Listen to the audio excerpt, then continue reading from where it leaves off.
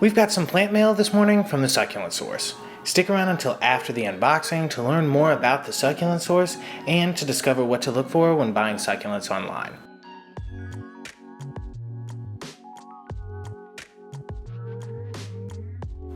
This video is the second in our series of videos about buying succulents online from our favorite nurseries. Our plan is to purchase a haworthia from all of them and compare and contrast every bit of the process. Let's see how our haworthia from the Succulent Source did on its cross-country journey, shall we? That's a nice touch to include the thank you card. There's also a little note about customer satisfaction and to contact the Succulent Source within the first 24 hours if you're disappointed with your purchase. That's commendable. On the flip side of the card is a succulent and cactus care guide. The guide is straightforward and to the point, but not as thorough as the care guide that came with our order from Mountain Crest Gardens. By the way, that order was featured in our last unboxing video. You can check out that unboxing video by clicking on the link in the top right corner if you're interested. It will also be linked in the video's description, as will the website for the Succulent Source. The first thing of note once I get past that care guide is the packing peanuts. I don't think packing peanuts are the best way to pack succulents. Personally, I prefer mine wrapped or packaged in what I call unfolded Chinese food containers. Do you see how unprotected that little guy is? He seems to be okay, but I'd have loved to see him receive a little more TLC. Now that we have the haworthia out of the box, there seems to be a little browning on the tips of the leaves. While this doesn't mean imminent death for the plant, those bits will fall off and die regardless of what sort of care I give him. I do think this little dude is more than healthy enough to flourish in his new home though. In comparison to the haworthia I received from Mountain Crest Gardens, this guy is small.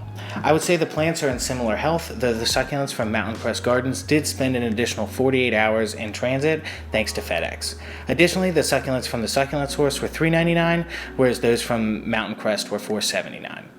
So, we're unboxed. During the course of that unboxing, I mentioned a few of our what to look for when you're buying succulents online nuggets of information.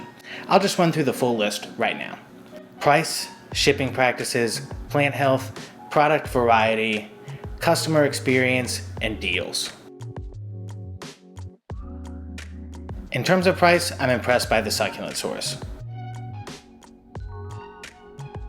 In terms of shipping practices, they could be improved, but all in all, not terrible. In terms of product variety, the Succulent Source has over 250 different types of succulents and cacti to choose from, which is very impressive for a small family-run operation like they have.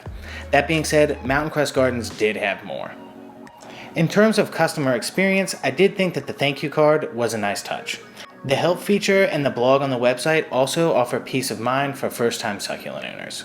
In terms of deals, this is where the Succulent Source really shines. Between the monthly succulent subscription, the scratch and dent style deals, and the Boys Corner, the Succulent Source does offer competitive deals.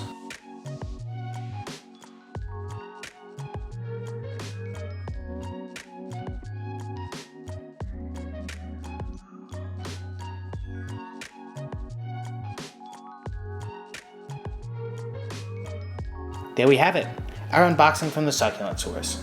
Comment below whether you'd like to see another unboxing video next, or if you want to see a video comparing Bonsai Jack's succulent soil with our own concoction of substrates that you can pick up from your local garden center. See you in the next one. Happy gardening.